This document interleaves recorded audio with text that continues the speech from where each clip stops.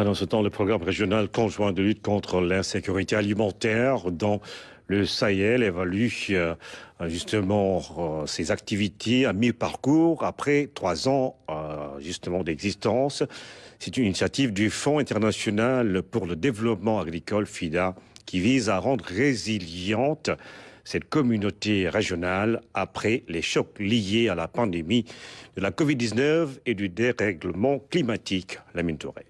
Le Sénégal est prêt à être l'ambassadeur de la deuxième phase. Cette deuxième phase constitue le déploiement permanent du programme conjoint pour le Sahel, lancé en 2020 par le Fonds mondial pour le développement agricole, et c'est à la demande de 6 pays de la région qu'il a été mis en œuvre. Nous avons entrepris un voyage avec la plupart des parties prenantes ici dans cette salle.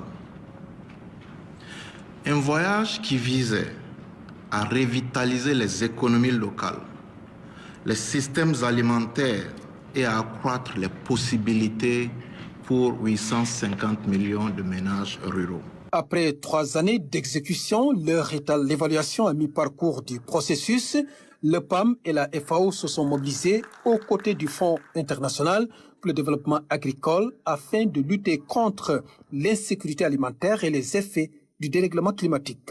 On a apporté des résultats par rapport à la gestion d'eau, on a apporté des résultats par rapport à l'augmentation de la végétation, augmenter la cohésion sociale dans les zones qui sont en difficulté de sécurité.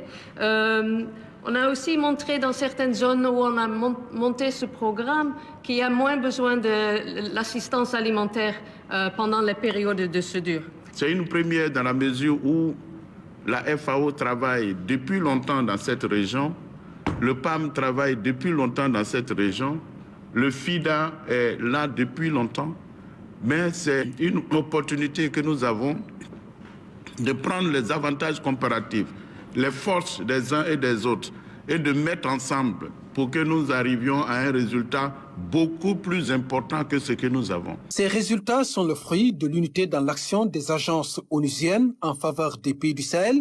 Le Sénégal, qui abrite cette réunion d'évaluation régionale du programme SD3C, salue cette performance. Elle a permis de sortir certains ménages de la précarité tout en renforçant les assises des États concernés par ce projet. La première phase du SD3C a permis d'améliorer la sécurité alimentaire de 30 000 ménages au Burkina, au Tchad, au Mali, au Niger et au Sénégal. Le Sénégal importe près de 70% de sa nourriture, je dirais même 80% de sa nourriture.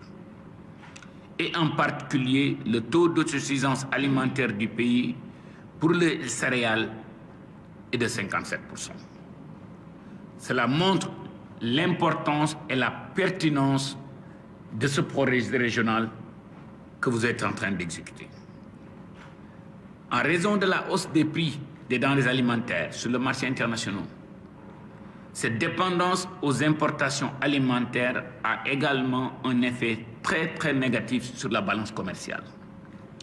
Le Sénégal importe plus de 1070 milliards de francs CFA en denrées alimentaires contre un budget de 7042 milliards.